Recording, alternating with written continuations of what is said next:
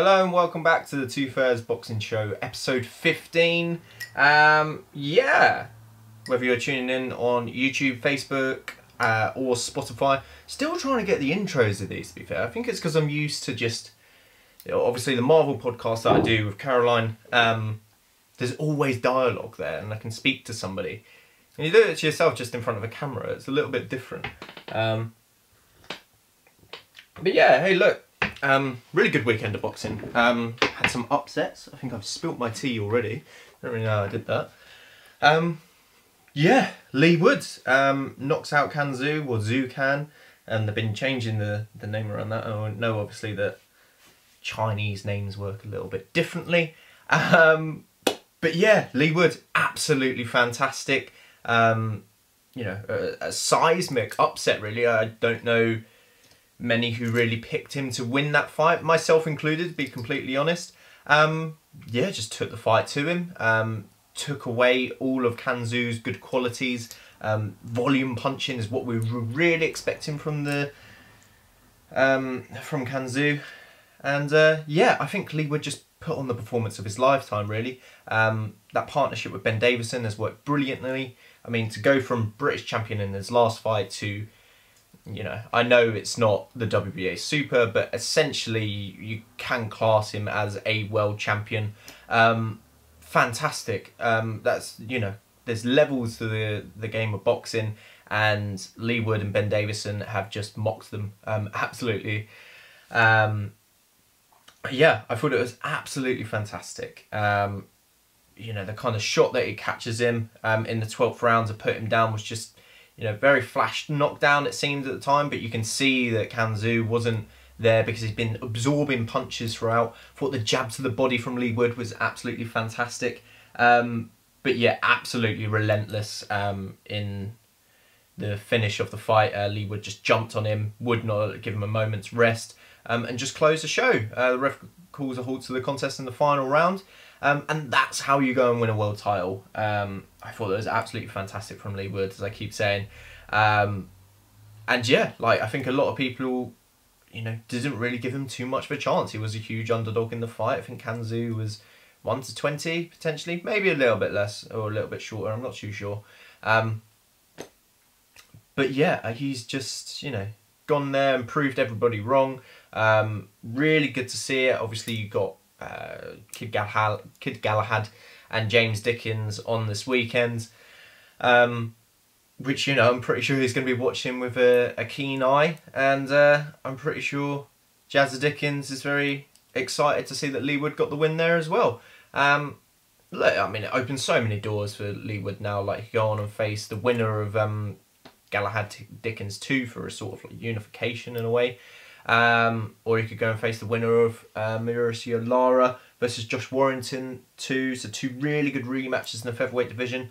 You know, featherweights in the British shores, I've said it for a few years now, has always been really exciting. I think the Golden Contract's definitely produced some good fights. Yeah, I think there's, you know, there's so many avenues that Leigh Wood can go down, and I think people should start putting a little bit more respect on his name. 100%. Same goes for Ben Davison. I know that Dougie Fisher, because apparently Ben Davison is very well respected according to Dougie Fisher in the United States, whereas over here it might just be a little bit of banter, and maybe some people take it a little bit too seriously, but you do get the odd stick the knife in and you know, tend to just take the mickey here and there. But absolutely love Ben, met him a couple of times. Really sound guy. And yeah, wish him all the best. I think he's in a very strong run-in for Trainer of the Year now. And very excited for Leigh Wood, like I said. Absolutely made a mockery of the bookmakers' odds. And yeah, now world champion. Congratulations to Leigh Wood and Ben Davison. Co-main event. I don't want to say it was a surprise. I think I got lured into what a lot of other people were expecting, and it was the fight between Tommy McCarthy and Chris Billam-Smith. Ended up being a lot closer than I think a lot of people expected. I thought it would be a close fight, really, but I don't know. I can't remember what I gave my prediction as last week, because as soon as I started watching other people's podcasts and predictions and things like that, He kind of leaned towards the bookmaker's favourite, which was Chris Billam-Smith by knockout. The points margin for Chris Billam-Smith to win was very wide. I think it was something like 4-1. And really, that was the better price that we all should have jumped on. But look, Chris Billam-Smith, I wouldn't say different tactics, but he took the fight to McCarthy, who was forced to kind of stand there and trade. And it was a brilliant fight. Did not disappoint in the slightest. So that's what I mean by saying I didn't want to say that I was surprised, because I knew it was going to be a good fight. I didn't know it was going to go the full 12 rounds, to be completely honest. I thought one of them would be able to get the stoppage. That means these are two big guys. Yeah, Chris Billam-Smith got caught a few times, but seemed to deal with it very, very well. And I don't really know how the fight would have played out if Chris Billam-Smith maybe played it a little bit smarter. You know, didn't take the fight to him, didn't go hunting for the stoppage. You know, would McCarthy keep the same approach and kind of stand back and try and land the counter shots in, which is what he was doing throughout the fight? Yeah, I don't know, but Chris Billam-Smith is the victor, European, British, Commonwealth champion. I think I saw earlier today number 2 in the WBO rankings, which is an incredible feat. You know, obviously stable mates with Lawrence Okoli as the the WBO world champion. Interesting to see where Chris Billam-Smith goes from here. I think, like Tommy McCarthy's team, and I think a few others over social media, would love to see the rematch. Good fight, would not disappoint anyone in seeing it again. I thought the whole hand wrap situation with the McGuigans and Frampton was very childish. I think I've, you know, mirror a lot of people's views where they were saying that they'd just like to see them kind of squash that beef and just get on with their lives. I think they're a great pair together, Shane McGuigan and Carl Frampton. You've seen some of the best performances from Carl Frampton in that stable. So yeah, it's a shame to see that they've kind of gone down that route. But congratulations, obviously, walking back to Chris Billam-Smith. Congratulations to him. Good guy, definitely deserves the win. I think he was right to get the nod. And yeah, no, look forward to seeing whatever's next. I'd just like to see a rematch against McCarthy, for sure. Anthony Fowler was successful in his ring outing as well at Fight Camp. He can now turn his attention to a massive Liverpool showdown with Liam Smith, former world champion Liam Smith. Yeah, I think it's a fight that a lot of people were calling for during fight week. There was a lot of noise going on about it. Is it a step too far for Anthony Fowler? Is the timing right? So I listened to a couple of people's views, and obviously, you know, you got Ted Cheeseman, who was kind of looking for that Fowler fight. It makes a lot of sense, you know, British champion. I think Fowler wanted to fight for the British title and then move on. Fowler's a little bit older, he's like 31, 32 maybe. So he does want to, you know, get those kind of career-defining fights and move on to world honours as soon as possible.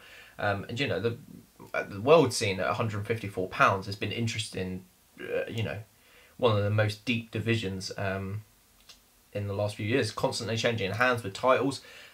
It's always entertaining, is basically what I'm trying to say. So I can see why Fowler would want to be a part of that sooner rather than later. Liam Smith, though, you know, obviously has that very typical British style, sort of walks forward with a high guard. Gallagher trained, used to be, can't remember who he's trained now. Is he trained by Manny Robles, maybe? Lost his last fight, unfairly according to most. I just don't know. I just don't know if Liam Smith is going to have too much for Fowler at this stage of his career. Liam Smith very confident of just walking through Fowler at this stage. I feel like it's probably in Liam Smith's favour, 55 to 45 maybe. I think it will be a lot closer than people imagine, but you have to side with Liam Smith as the favourite in the fight. But Fowler's power may just hold him in good stead. If he can knock down Liam Smith, he can capture a couple of rounds in that fight. Then, you know, it's anyone's game. It really is. I've never really seen Liam Smith as a knockout artist. I don't think anybody really sees Liam Smith as a knockout artist. But, you know, in a fight with Fowler, maybe he'll have to revert to something like that. or just have to play it completely safe and jab his way to a victory. I think Liam Smith's very capable of doing that as a former world champion, has the experience at world level, knows how to fight. Yeah, I just don't know, but Fowler with Shane McGuigan knows what he's doing, always picks fights at the right time. Interesting, just very, very excited to see that fight. Huge fight for Liverpool. So yeah, just very much looking forward to it. Just don't know if it's a little bit too early for Fowler. Cannot wait to see it. Little bit of news, because I forgot this in the last episode, because I did the episode on a Friday and it was when the news came out. I believe it was a Friday. Luke Campbell has retired. You know, retires with a record of like 20-4, I think. Challenged for a world title twice against Linares and Lomachenko. Was just unfortunate that he came against elite opposition in those world title attempts. Ryan Garcia, I think, was a proper 50-50 fight. And he did well against there, knocking Ryan Garcia down. But, you know, just got caught with a tremendous body shot from Ryan Garcia. And what a career Luke Campbell's had, really, throughout all of it. You know, there was the Battle of Hull, what, today or yesterday, 6 years ago, against Tommy Coyle, brilliant fight. You know, he had the revenge mission against Yvonne Mendy. Yeah, I think there's so many fights that Luke Campbell could have gone on to win.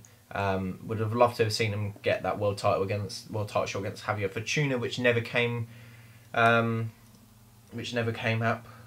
fruition. So yeah, no.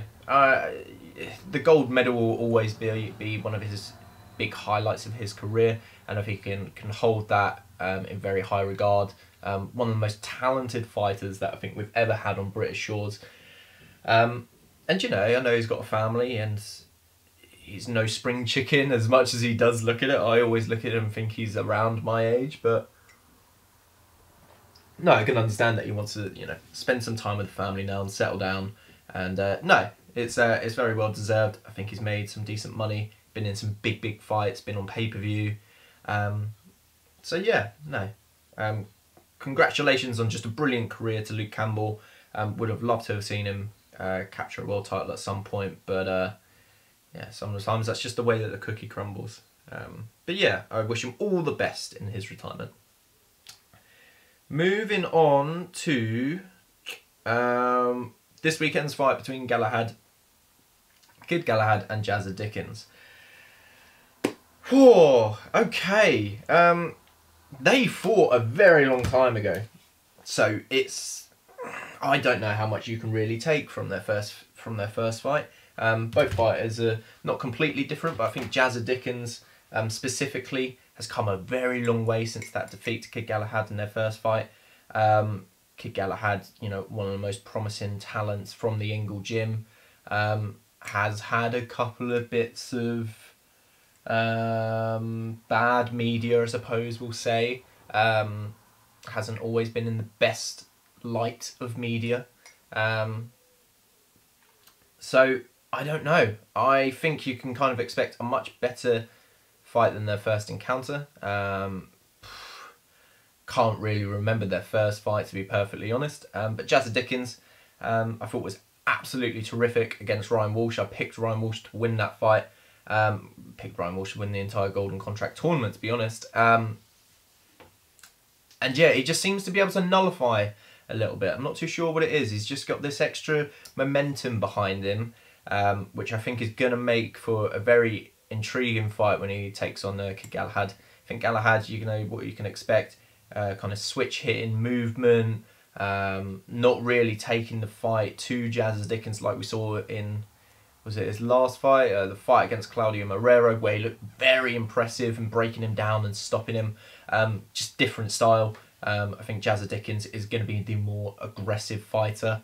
And you'll see Kid Galahad kind of switch hit, move around the ring, make use of it.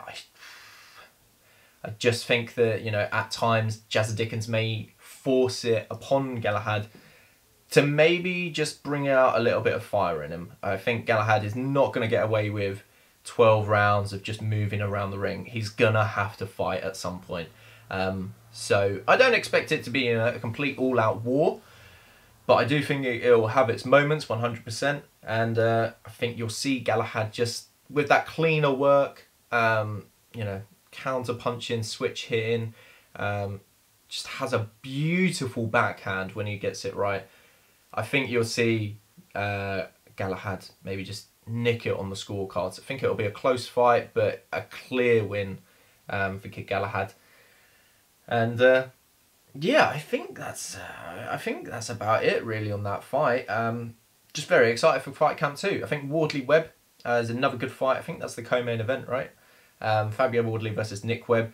I don't know who to pick. I really don't know who to pick, so we won't really mingle on that one. But brilliant heavyweight fight, I think, for the English title. And yeah, just very excited to see that one, to be perfectly honest. Don't know. I don't know who's going to win, so maybe I'll put a prediction out on Twitter later this week or something. Just have to wait and see. But yeah, brilliant. Brilliant weekend of boxing. Really looking forward to Fight Camp Week 2. And then after that, we've got Buatsi Bolotniks, which is a very good light heavyweight matchup. But yeah, so I hope you guys are all enjoying the boxing, enjoyed it over the weekend. Hopefully you're looking forward to this weekend. We've got a lot of good fights now that we're in August. You know, you've got Pacquiao Spence. You've even, if you float this way, float this way. You've got Jake Paul versus Tyron Woodley, which is an interesting fight. Mind has gone blank. Haven't you got Franco Maloney, the third fight? I'm pretty sure. There's loads of good fights that are out this month. So yeah, we've got a lot to look forward to. Like I said, very much looking forward to this weekend. And I'll be back here Monday or Tuesday next week with another episode, with episode 16. Thank you very much for tuning in for the episode 15 of the Two First Boxing Show. If you're on YouTube, please be sure to leave a like, comment and subscribe. If you're tuning in on Facebook, be sure to leave a like and like the page, follow the page. Follow me wherever. Twitter and social media links all in the description of the YouTube page. But yeah, that is it. Gonna try and stop rambling. Need to work on that outro 100%. But we will see you, or I will see you next week.